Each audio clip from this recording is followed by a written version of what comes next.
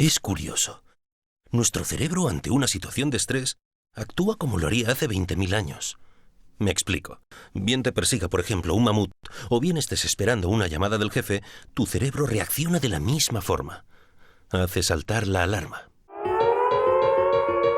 Tú ya piensas que te van a despedir y decides huir o luchar. La parte racional del cerebro trata de convencerte de que no pasa nada, pero la parte más irracional ya se prepara para la pelea y dilata las pupilas para ver bien el peligro venir. El cerebro lleva sangre a los músculos que se tensan para la pelea. Aumenta la presión sanguínea y abre las venas y le dice al estómago y a los riñones que dejen de trabajar.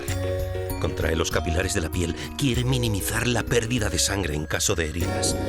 Tu cuerpo cambia. Estás pálido y aumenta tu temperatura. El cerebro ordena abrir las escotillas de las glándulas del sudor. Aumenta la sudoración y el corazón aumenta las palpitaciones. Los pulmones se ponen a dar oxígeno. Ya estás para la lucha. Claro, si fuera necesario. Porque una cosa es que un mamut te persiguiera hace miles de años y otra que te montes una película por una simple llamada de teléfono. Bienvenido al estrés contemporáneo. La vida moderna está programada a través de horarios, normas y códigos que ordenan nuestra vida diaria y nos dan una mayor seguridad. Sin embargo, y a pesar de ello, en el siglo XXI sufrimos más que nunca de enfermedades relacionadas con los nervios, el estrés y los miedos injustificados.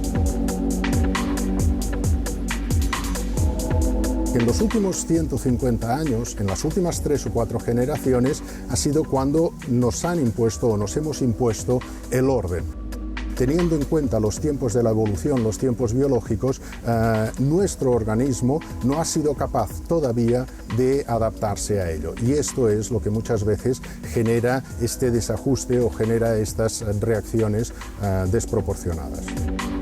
Y hay un ejemplo claro, cuando tenemos una mesa que está ordenada o una mesa que está totalmente desordenada, con papeles, bolígrafos, lápices.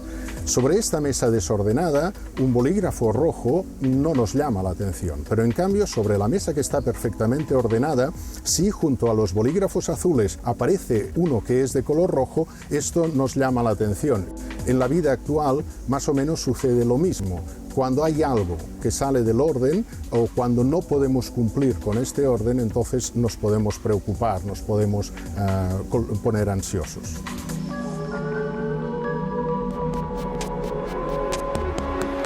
El cuerpo humano está preparado para responder a las amenazas. En realidad, cuando nuestros ancestros vivían en la selva, vivían en los bosques, se encontraban a menudo con osos, con leones y tenían que responder, tenían que luchar contra ellos o bien tenían que salir corriendo hasta que encontraban un árbol y ahí reposaban, descansaban de esta situación amenazante. En la ciudad sucede algo distinto. En la ciudad las amenazas no son puntuales, sino que son amenazas continuas y a veces vamos encadenando una tras otra. Esto lo que hace es que no tengamos tiempo para reparar nuestro organismo y que todo se convierta en un estrés crónico. Vivimos como cuando en el ordenador tenemos muchas pestañas abiertas al mismo tiempo. Queremos hacerlo todo a la vez, no nos concentramos en nada en concreto y nos colapsamos.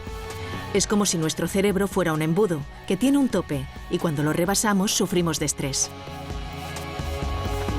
Ante una situación estresante, nuestro organismo produce una hormona que se llama cortisol. Es la sustancia que nos permite correr más, que permite que el corazón bombee más sangre, incluso que nos permite no sentir tanto el dolor de una herida ocasional que nos podamos producir.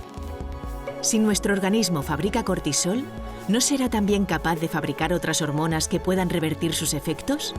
¿Como un antídoto ante el estrés?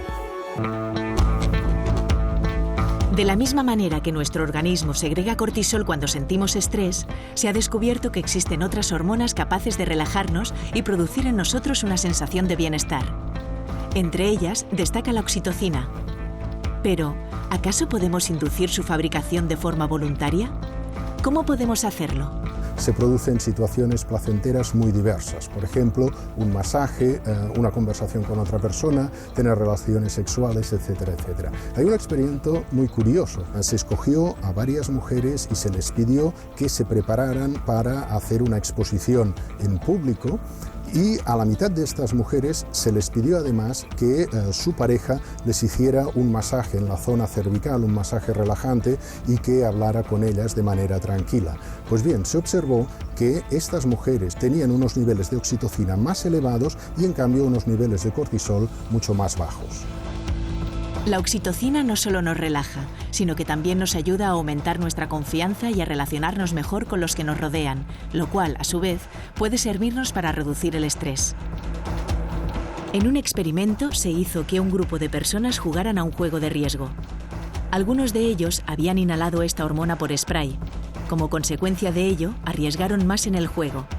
Es decir, que confiaron más en la buena fe del resto de contrincantes.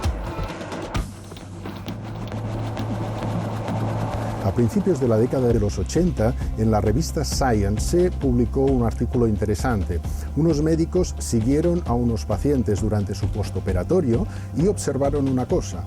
Los pacientes que estaban en una de las habitaciones cuya ventana daba a una pared de ladrillos donde se veía el edificio de enfrente, se recuperaban más lentamente que otros pacientes que estaban en las habitaciones conjuntas desde donde se veía la copa de los árboles de un jardín que había enfrente del hospital.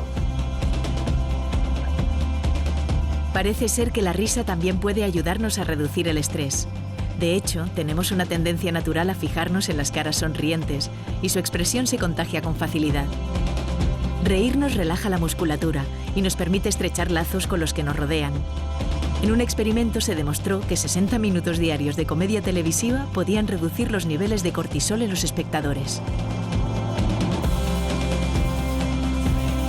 Hacer ejercicio, sentir y pensar positivamente, ayudar a los demás, reír y acariciarnos.